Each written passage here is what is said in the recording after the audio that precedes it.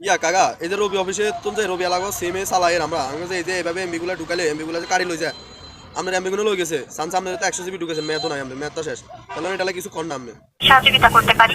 Hello জি sir, শুনতে পাচ্ছি, বলুন চাইলে। কটা তো থাকতাম বেবে ফেসবুক চালান না কা কি আরে কর্তৃপক্ষ দিয়েছে।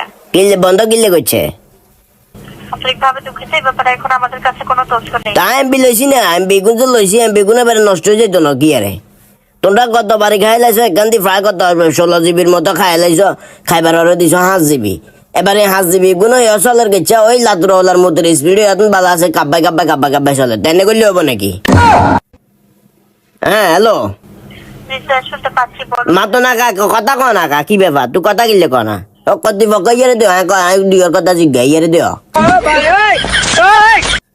আন্তরিকভাবে দুঃখিত স্যার। তুই ইয়ারে দিও তুই দুঃখিত তুই কথা কর না আবার ইয়েরও দিতে না তো আমি বেগুন এবার মেয়ে যাই